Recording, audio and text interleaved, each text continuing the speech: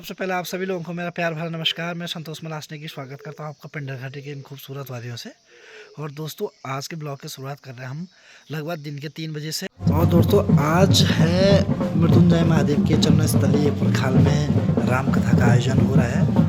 दोस्तों अभी हम जा रहे हैं कलश यात्रा में, जो कि प्रखाल से होकर मृत्युंजय महादेव के मंदिर पर जाएगी। और लगभग ये 33 ग्रामों का जो आज राम कथा का आयोजन है आयोजन हो रहा है। तो इसमें जो हमारे व्यास महाराज हैं, आयुष कृष्ण महाराज जी हैं, उनके मुखारबिंदु से आप सुनेंगे राम कथा।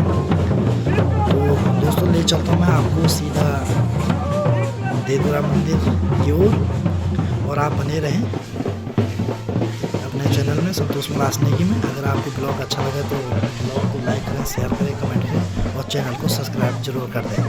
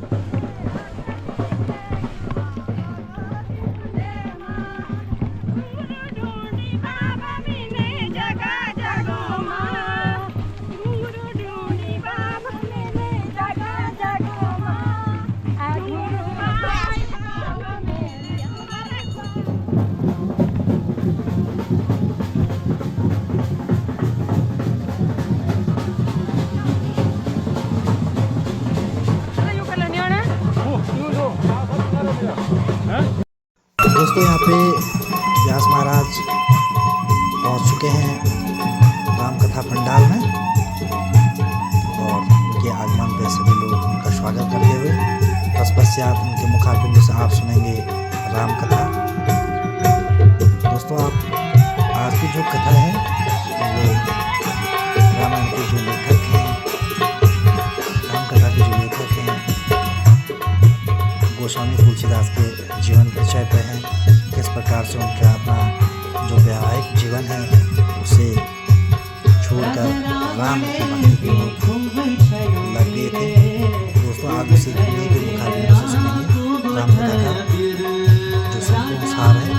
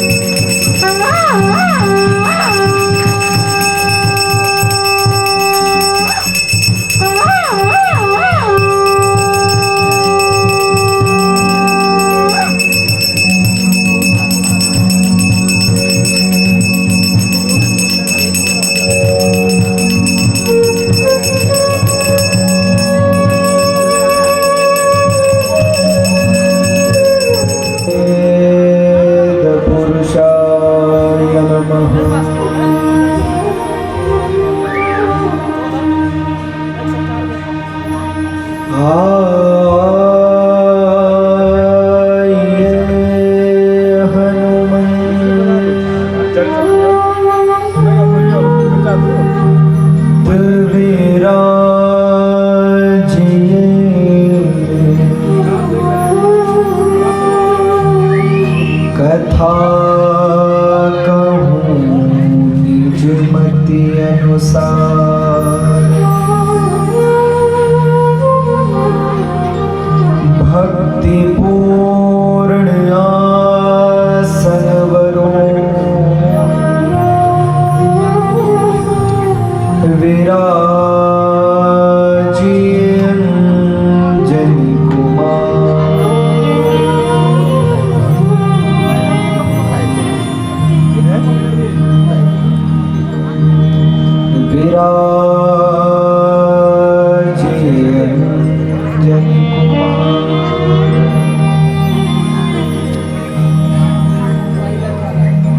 लोकाभिरामं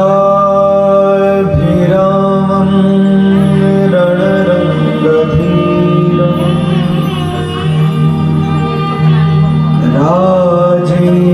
राजीवनेत्रं रघुवंशनाथं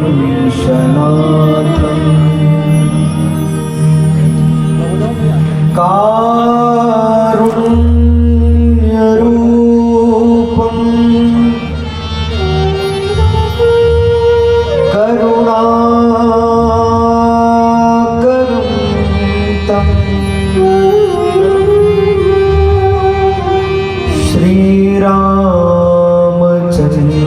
श्रीरामचन्द्रं शरणं प्रपद्ये।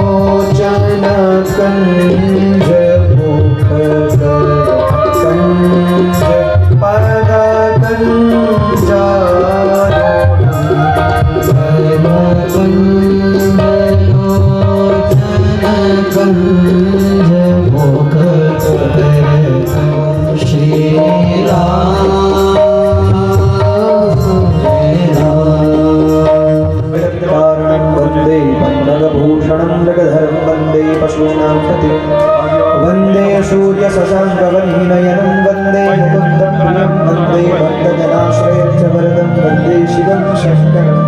पूर्व में जिन मंत्रों को इस प्रकार से रचा गया था, ओम नमस्ते रुद्रमन्यवधूतैखवे नमः, उन्हीं मंत्रों को लौकिक संस्कृत में रचा गया। ओम कर्पूरगौरं करुणावतारं संसारसारं भुजगेन्द्रः सदा वसन्तं हृदयारविन्दे भवं भवानी सहितं। जो दासी की मां थी, गोस्वामी जी के जीवन में जो जो सहारा बन करके आया, उनकी मृत्यु हो गई, उनके जीवन से सहारा मिट गया। कई बार भगवान जिसको अपने सहारे करना चाहते हैं, उसके जीवन से और सहारों को हटा देते हैं। भगवान ये कहते हैं कि तू किसी के सहारे मत रहे, तो मेरे सहारे रहे। इसलिए माँ की मृत्यु बचपन में हो गई, जिस दासी ने पाला उसकी मृत्यु हो गई, उसके बाद उसकी सास ने पाला, उसकी मृत्यु हो गई। अब गोस्वामी जी बिल्कुल अनाथ हो गए और अनाथ होकर गांव में घूमने लगे। लोगों को पता चला कि ये बालक तो पंडित आत्माराम दुबे जी का है, तो उनके पिताजी के पास पहुंचे, बोले आपका बेटा है और बिल्कुल ऐसी स्थिति में है, आप उसे वापस अपने घर में रख लो।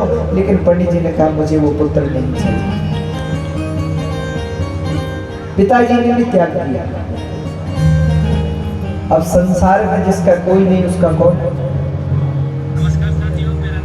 बोलो भाई। संसार में जिसे पिताजी ने छोड़ दिया, जिसकी माँ की मृत्यु हो गई, पालने वाली की मृत्यु हो गई, कोई नहीं है संसार में उसका। लेकिन गोस्वामी जी को एक संत मिल गए, जो उनके गुरु जी थे। संत मिल गए और उन्होंने गोस्वामी जी को राम मंत्र की दीक्षा दे दी, अपना शिष्य बनाया, अपने साथ रखा, पढ़ाया लिखाया। गोस्वामी जी बड़ी कुशाग्र बुद्धि के थे। उसके बाद गोस्वामी जी काशी रहे। काशी में गोस्वामी जी ने विद्या का अध्ययन किया और प्रकांड विद्वान हुए, प्रकांड विद्वान। संपूर्ण वेद शास्त्र स्मृति उपनिषद आदि ग्रंथों का विधिपूर्वक गोस्वामी जी ने अध्ययन किया, बड़े मूर्धन्य विद्वान हो गए। गोस्वामी जी ने सोचा कि अब क्या करूं, तो विवाह करता था। तो गोस्वामी जी का विवाह हो गया, जिससे उनकी पत्नी का नाम था देवी रत्नावली। क्या नाम था? रत्नावली। बोलो भाई, रत्नावली। रत्नावली के साथ गोस्वामी जी का विवाह हो गया। अब एक बात ध्यान से सुनो और इस घटना को अपने मन से भाव से इसका चिंतन करो कि जिसके जीवन से जन्म लेते ही माँ का साया दूर हो गया, पिताजी का साया दूर हो गया, पालने वाली कुछ समय बाद मर गई, जिसके जीवन में कोई नहीं रहा, पिताजी ने भी अपनाने से इनकार कर दिया, अब जब उस व्यक्ति के जीवन में पत्नी आई तो माँ के प्रति जो प्रेम था, पिताजी के प्रति जो प्रेम था या अन्यों के परिवार के प्रति प्रेम था, वो सब प्रेम किससे हो गया? पत्नी से हो गया। क्योंकि जीवन में कभी किसी को देखा ही नहीं, अपना कोई था ही नहीं। अब जब विवाह हुआ तो कोई अपना कहने वाला मिल गया कि हमारी पत्नी, हमारी अपनी। तो जहां अपनापन का संबंध जुड़ा तो गोस्वामी जी को बहुत प्रेम हो गया अपनी पत्नी से। इतना प्रेम हो गया कि वो अपने माँ, पिता, भाई, बहन, सगे संबंधी, रिश्तेदार, अब उनका और तो कोई था नहीं, एक ही पत्नी। तो देवी रत्नावली से अपार प्रेम हो गया गोस्वामी तुलसीदास। समय बीता, एक दिन अब रत्नावली जी खुश तो थी कि भाई मेरे पति मुझसे बहुत प्रेम करते हैं, स्त्री के लिए बहुत प्रसन्नता की बात है कि भाई मेरे पति मुझसे बहुत प्रेम करते हैं। लेकिन धीरे धीरे रत्नावली को लगा कि मुझे मायके भी जाने नहीं देते, मायके जाती हूँ तो साथ आ जाते हैं, एक मिनट भी मेरे बिना नहीं रहते। तो एक दिन रत्नावली ने क्या किया, गोस्वामी जी दिन में कहीं गए हुए थे पूजा के लिए, कुछ अनुष्ठान जप करने के लिए, और रत्नावली ने पड़ोसियों को बता दिया कि मेरे पति और नदी के उस पार रत्नावली का घर था, मायका था। अब गोस्वामी जी जब नदी पे पहुंचे, आधी रात का समय, कौन नाव वाला, कोई नहीं मिला। गोस्वामी जी ने सोचा कि अब नदी पार कैसे करूं। लेकिन गोस्वामी जी प्रेम में इतने पागल हो गए थे कि गोस्वामी जी को दिखा कि कोई लकड़ी का टुकड़ा जैसा है, बोले हमारी पत्नी नहीं रखा होगा हमारे लिए। तो उसी पे बैठ गए और उस पर बैठकर नदी पार की। नदी पार करके रत्नावली के मायके में पहुंचे, घर में पहुंचे, देखा तो दरवाजा बंद, खटखटाया, किसी ने खोला नहीं, सब गहरी नींद में सोए हैं, निद्रा में सोए, आधी रात का समय। गोस्वामी जी ने सोचा कि अंदर जाऊं कैसे, तो घर का चक्कर लगाया तो क्या देखे, रस्सी छत से नीचे आ रही है। बोले बस बस बस, हमारी पत्नी ने रस्सी लगाई होगी, वो जरूर आएंगे, तो अंदर कैसे आएंगे, तो रस्सी से आएंगे। तो गोस्वामी जी रस्सी पर चढ़ करके ऊपर पहुंचे और रस्सी से अंदर उतरे और मरे। जैसे ही पत्नी जहां सोई थी उस कक्ष में पहुंचे, आधी रात का समय, और पत्नी के पैर को हिलाए डुलाए गोस्वामी जी ने, देवी रत्नावली। और जो घबरा करके रत्नावली ने गोस्वामी जी को देखा तो घबरा गई कि यही है कि कोई भूत प्रेत है, आधी रात का समय। चिल्लाकर उसने कहा कौन है? गोस्वामी जी बोले डरो मत, मैं हूँ। आप यहाँ आधी रात के समय, मैंने कहा तो था कल सुबह आ जाओ। देवी तुम्हारे बिना हमसे रहा नहीं गया, तुम्हें तो पता है हम तुम्हारे बिना रह नहीं सकते। रत्नावली ने कहा महाराज आपका दिमाग तो ठीक है, आधी रात का समय, लोग क्या कहेंगे, लोग क्या सोचेंगे, हंसेंगे। अरे महाराज आप कैसे मनुष्य है, आधी रात का समय, मैंने कहा तो था कल सुबह सुबह आ जाऊँ। गोस्वामी जी बोले देवी तुम्हारे बिना हमसे एक पल नहीं रह जाता। तो रत्नावली ने अपने पति को डांटा और दो बातें पति से कही, वो ध्यान से सुनो। रत्नावली ने गोस्वामी जी को खूब डांट लगाई और खूब डांट लगाने के बाद दो बात कही। पहली, रत्नावली ने कहा कि हाड़ मांस की देह में जो ये ऐसी। पहले रत्नावली ने कहा लाज न लागत आपको दोहरे आयो सा, लाज न लागत आपको दोहरे आयो सा, और धिक धिक ऐसे प्रेम को का कहूँ। आपको लज्जा नहीं आएगी आधी रात में आप, लाज न लागत आपको दोहरे आयो साथ, अरे धिक धिक ऐसे प्रेम को का कहूँ मैं, ना धिक्कार है आपके प्रेम पर, आप आए कैसे आधी रात में? गोस्वामी जी बोले हमें ज्यादा मत बोलो, तुम्हें पता था कि हम आएंगे। रत्नावली ने कहा क्यों? अरे बोले नदी पार करने के लिए हमारे लिए नौका रखी, घर पर चढ़ने के लिए रस्सी रखी, क्या तुमने नहीं रखी? अरे हम तभी तो उसी रस्सी से चढ़कर तो अंदर आए। रत्नावली ने कहा कहाँ है रस्सी, चलो जरा दिखाओ। कहते घर के बाहर आए तो गोस्वामी जी जिसे रस्सी समझकर चढ़े थे वो रस्सी नहीं था, ये विशाल अजगर था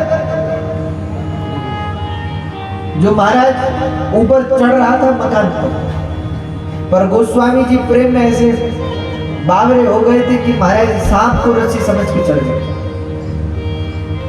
रत्नावली ने देखा इतना विशाल अजगर, अब वो ऊपर से गिरा होगा तो नीचे गिर के बेहोश हो गया सर।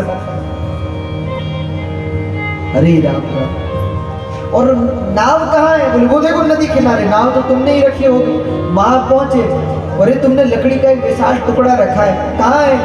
नदी किनारे पहुंचे, वो लकड़ी का टुकड़ा नहीं था, वो क्या था? एक शव, मुर्दा।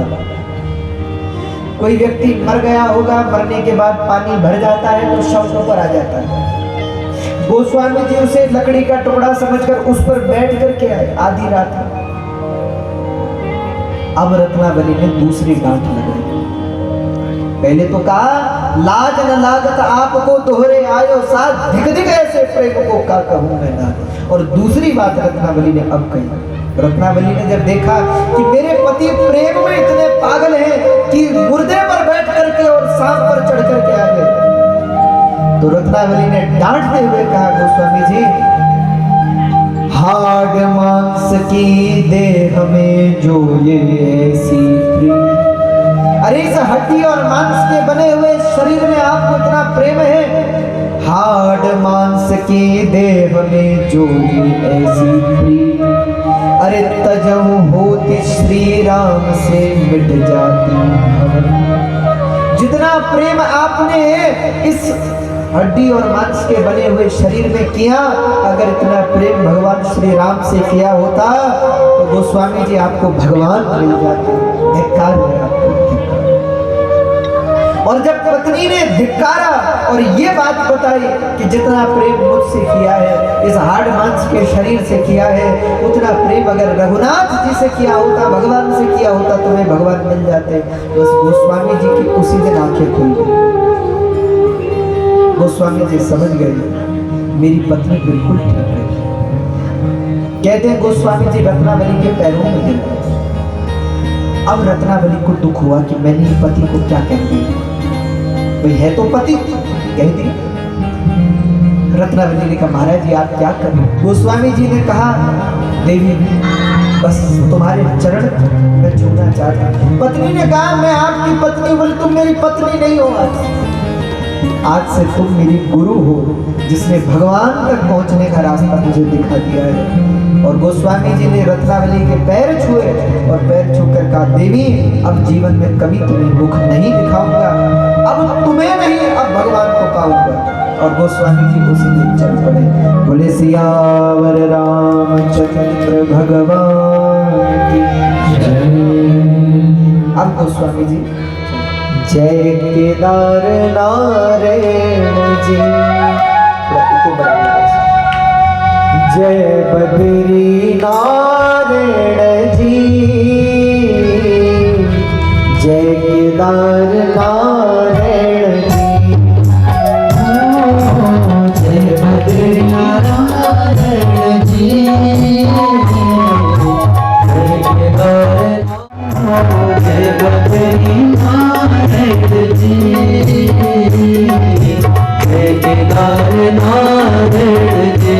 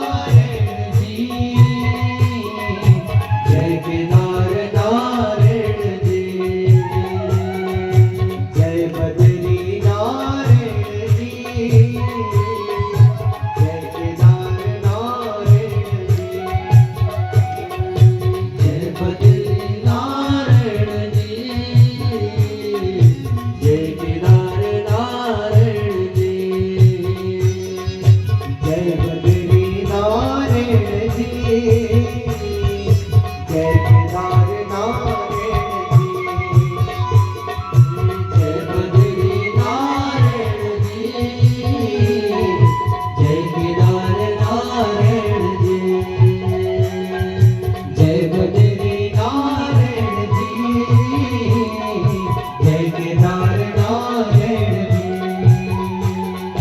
जय बद्री नारायण जी, जय केदार नारायण जी, जय बद्री नारायण जी, जय केदार नारायण जी, जय केदार नारायण जी,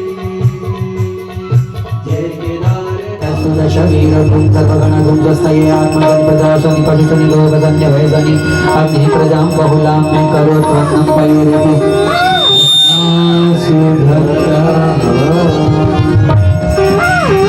हे राज